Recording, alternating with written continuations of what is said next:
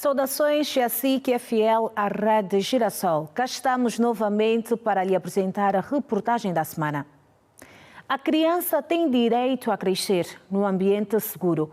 A instabilidade e a insegurança física ou emocional afetam o seu desenvolvimento, a autoconfiança e também a capacidade de aprender.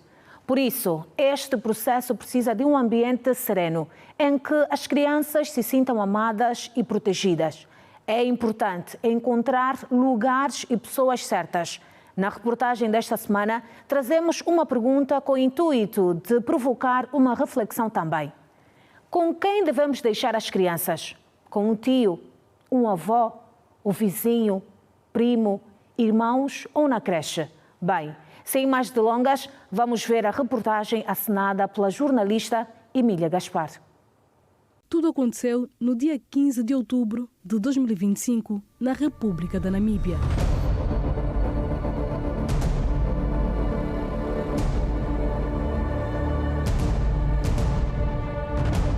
Província de Oxicande, mas a detenção ocorreu em Angola. O Serviço de Investigação Criminal deteve no bairro Cacenda, em Luanda, Cristina. Ordenadas, em cumprimento de um mandado, procedeu à detenção no bairro Cacenda, em Luanda, de uma cidadã nacional identificada por Cristina Amaro Leitão, também conhecida por Cris, de 35 anos de idade, estudante, por factos constitutivos do crime de rapto, consubstanciado em indícios fortes do seu envolvimento na subtração fraudulenta de uma menor de 9 meses das mãos da sua mãe na República da Namíbia. Após a detenção da mãe da criança, a autora raptou a menor, levando-a para Luanda, no município da Maianga, bairro Cacenda, com pretensão de alteração da sua identidade e posteriormente viajar para o exterior do país, mais concretamente para Portugal. Nesse momento,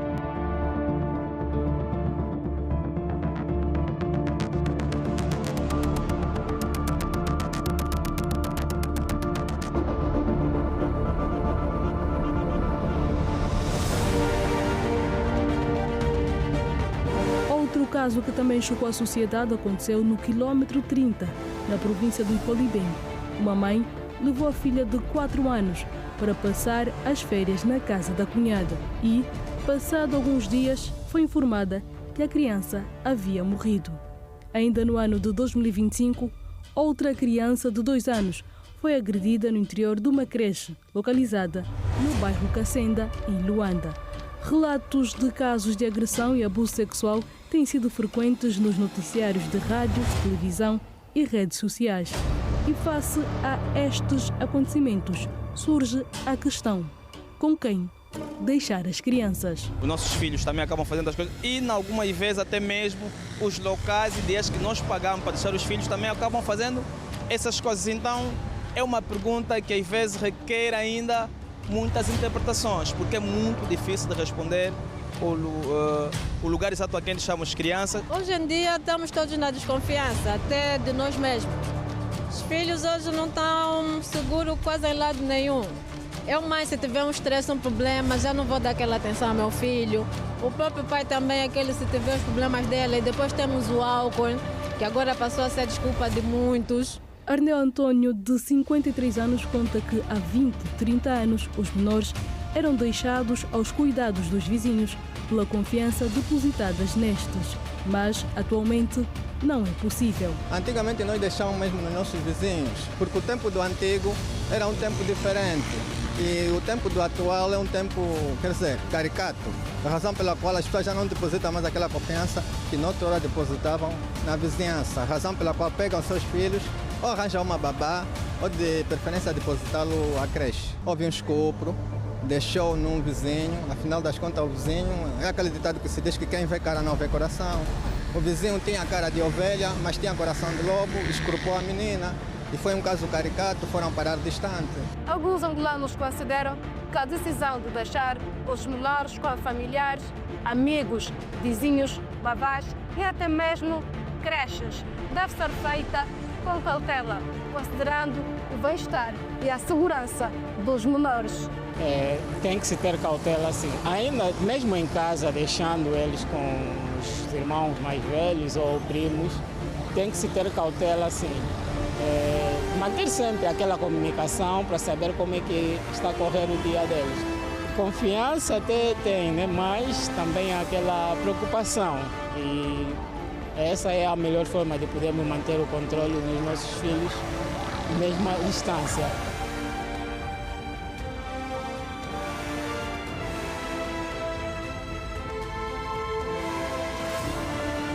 No entanto, Antônio Miguel afirma que ainda existem pessoas confiáveis. Mas precisamos ainda confiar, porque tem pessoas de boa fé. Precisamos estudar bem as nossas famílias, os locais ideais para poder deixar as crianças e para deixar as crianças com segurança. Mas precisamos mesmo estudá-las bem.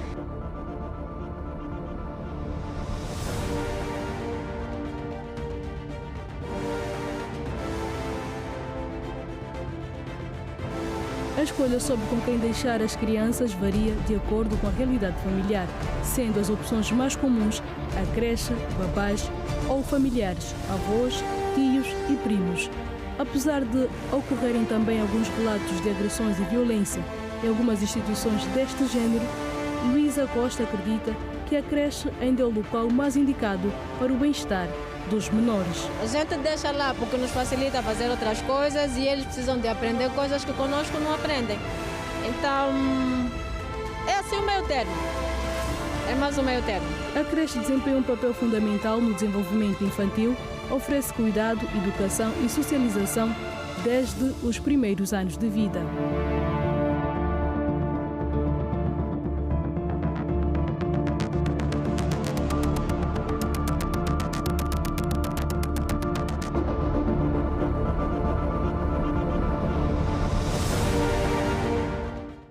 Com quem devemos deixar as crianças? A pergunta foi lançada. Por agora, vamos ao intervalo e na segunda parte abordaremos sobre violência contra este ser indefeso. Até já.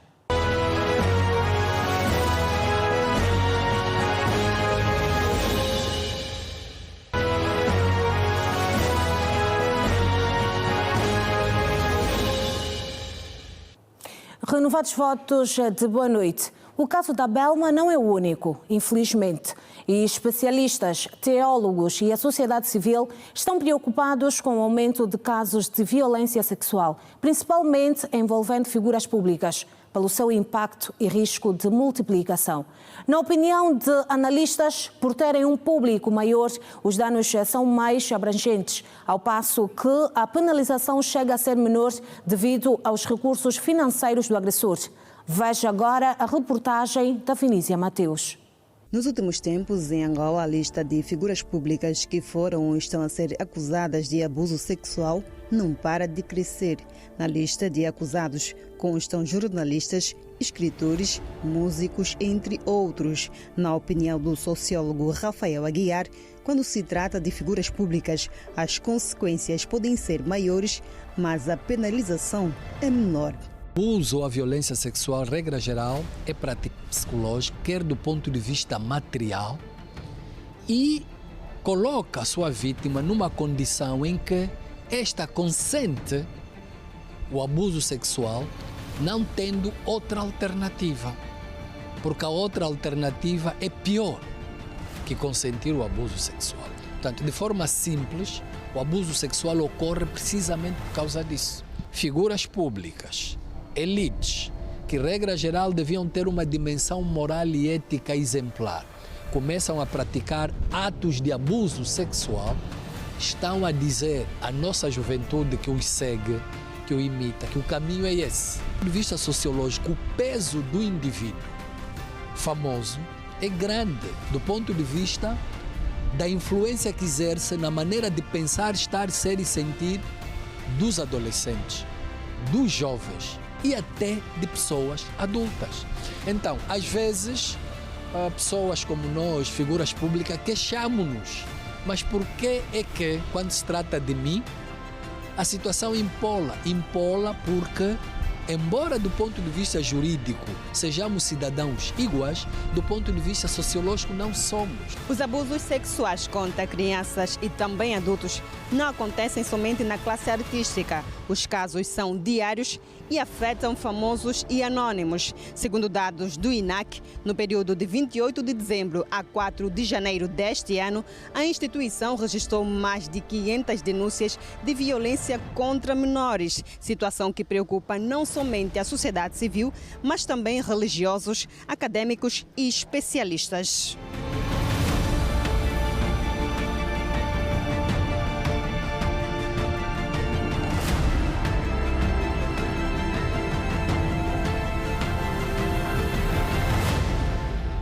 De acordo com um inquérito de indicadores múltiplos de saúde, cerca de 33% das mulheres, a partir dos 15 anos, relatam que já sofreram algum tipo de violência, seja ela física, seja ela sexual, seja uma violência verbal, psicológica. Então esse é um fato que afeta todas as sociedades, não é só o caso de Angola, mas a nossa taxa ela pode ser considerada uma taxa bastante alta, e isso significa que há um desequilíbrio muito grande entre as relações de poder, que afetam diretamente as mulheres, mas também afetam os homens. Então a gente vai discutir esse assunto, não é um assunto fácil de conversar e mesmo de entender, porque às vezes fica a impressão que é só para a defesa das mulheres. Não, isso a sociedade fica melhor para homens e para mulheres quando se chega nesse equilíbrio, nessa igualdade e nessa equidade de gênero. Condenamos com veemência todos esses tipos de atos contra as crianças e não só. E dentro daquilo que são as nossas responsabilidades sociais e não só espiritual, nós temos apelado aos nossos membros da igreja, isso não só a nível do município de Viana, mas também em todo o território nacional onde está instalado a Igreja do Reino de Deus, por parte da direção representada pelo Bispo Alberto II, nós temos motivado as pessoas a denunciar. O consumo exagerado de álcool ou outras substâncias pode ser um sinal de risco para o comportamento, agressão versus sexualidade.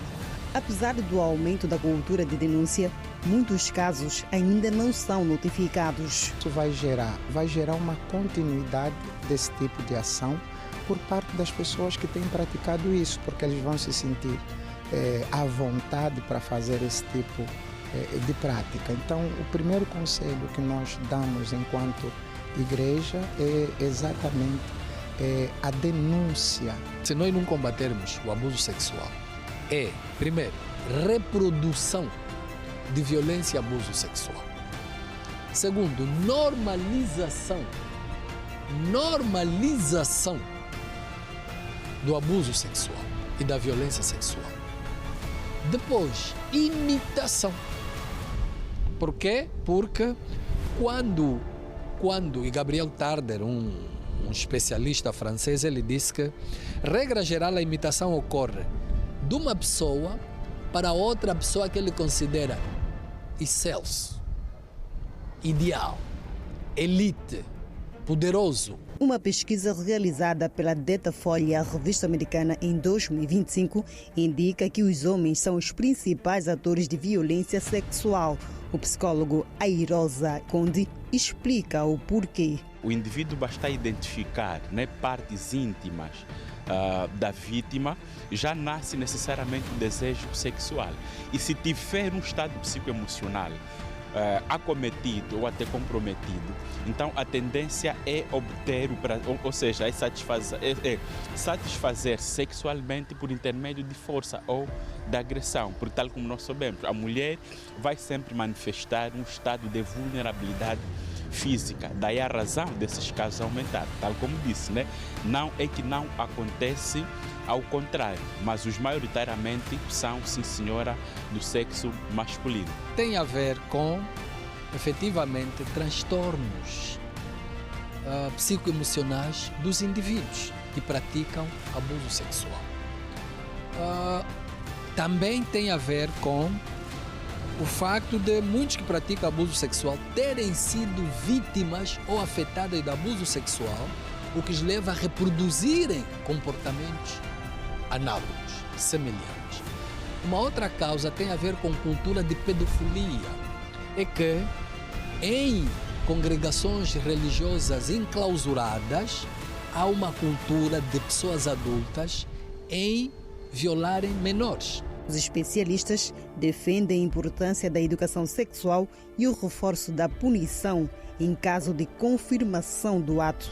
Maioritariamente, uma conversa dirigida com adolescentes ou mesmo crianças sobre a educação sexual é muito importante até para a sua autodefesa. E aquele que violar a confiança, que mereceu a confiança, deve ter, portanto, uma recompensa, ou seja, uma sanção negativa exemplar que desencoraje, amplamente publicitadas, sobre que consequências arcou do ponto de vista, portanto, de privação da sua liberdade, do ponto de vista da multa e do ponto de vista de ressarcir os danos que ele causou. Quando isso começar a ocorrer de forma perfeita, que é educação, instrução, socialização, ressocialização, punição. Isso aqui é crime, velho.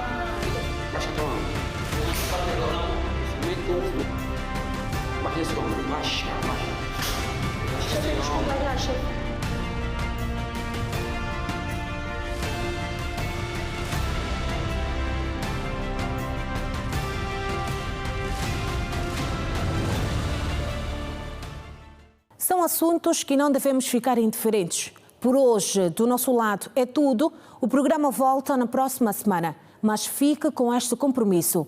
Reflita, eduque e denuncie. Obrigada pelo carinho de sempre.